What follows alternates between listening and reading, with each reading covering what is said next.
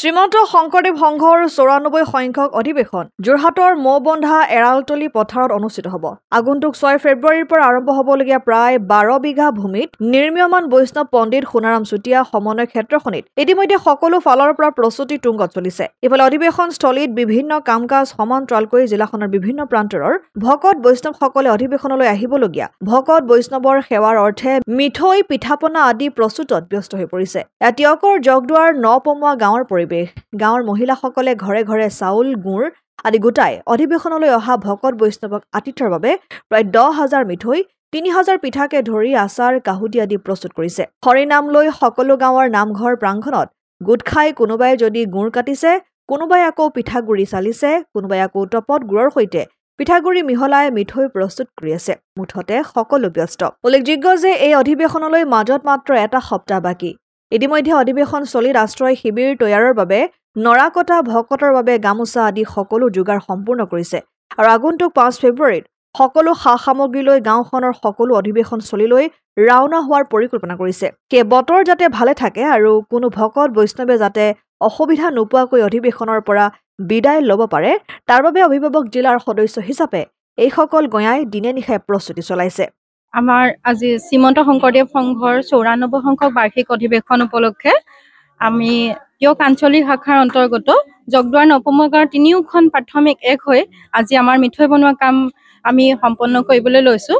আমি প্ৰায় ১০,০০০ মিঠৈ আমি দিম বুলি ভাবিছোঁ আৰু ইয়াৰ আগতেও আমি প্ৰত্যেক গৃহস্থী ঘৰৰ পৰা একোখনকৈ গামোচা একোখনকৈ চেলেং আমি ইতিমধ্যে দিলোঁ আৰু শিবিৰ নিৰ্মাণৰ ক্ষেত্ৰত আমি নৰা আৰু যাৱতীয় যিখিনি সা সৰঞ্জাম লাগে গোটেইখিনি আমাৰ দিয়া হ'ল আৰু আচাৰো আমি প্ৰস্তুত কৰি উলিয়াইছোঁ আমাৰ ভকত সেৱাৰ কৰিবৰ বাবে আচাৰ। তাৰপিছত তিল পিঠাও আমি কালি ১২০০-১৫০০ মান তিল পিঠা আমি প্ৰস্তুত কৰিছোঁ।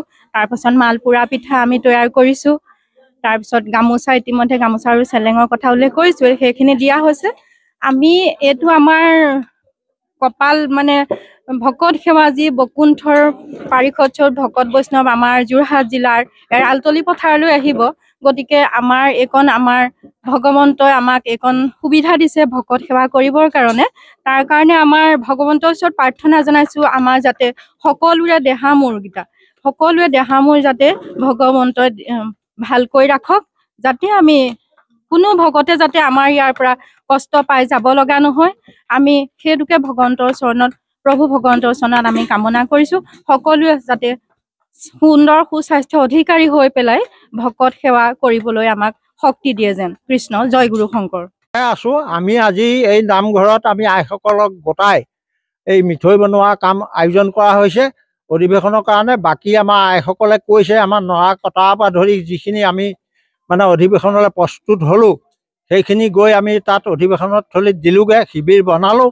গতিকে আমি ইমানখিনি কাম কৰাৰ পিছত আমাৰ মিঠৈ দিবলৈ আছে তাত আৰু এচাৰ মানে পানী টেঙাৰ পৰা ধৰি খাৰলিলৈকে সিহঁতি আমি এইখিনি বনাই থোৱা হৈছে। সেইখিনি আমাৰ আইসকলে ১ তাৰিখৰ আগত দিবগৈ তাত যোগাৰ হ'ব আৰু আমি গৈ আছোঁ এতিয়া।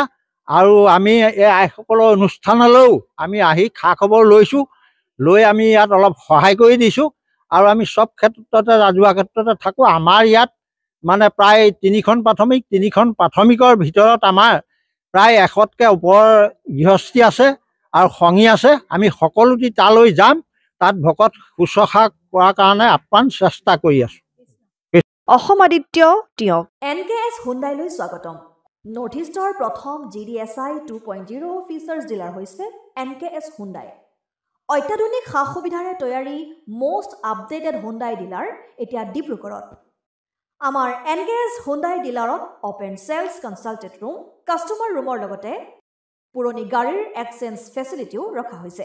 ইয়াত চেলছৰ লগতে ছাৰ্ভিচ ছেক্টৰৰ সুন্দৰ সুবিধা আছে। প্ৰয়োজনীয় সকলো এডভান্স টুলছ, হুইল বেলেন্সিং, এলাইনমেণ্টৰ অত্যাধুনিক machine, post hydraulic lift, fully train man পাৱাৰৰ লগতে nitrogen gas filling facility, fully automatic car ৱাছৰ ফেচিলিটিও আছে। লগতে NKS হুণ্ডাই ডিলাৰে কাষ্টমাৰসকলৰ সুবিধাৰ্থে মোবাইল ছাৰ্ভিচ ভেনৰো ব্যৱস্থা ৰাখিছে, য'ত হাইড্ৰলিক লিফ্ট, ৱাশ্বিং facility, wheel balancing, tyre pressure check কৰাৰ লগতে বহুখিনি সুবিধাই উপলব্ধ আছে। NKS হুণ্ডাইলৈ আহক আৰু সুবিধাসমূহ গ্ৰহণ কৰক।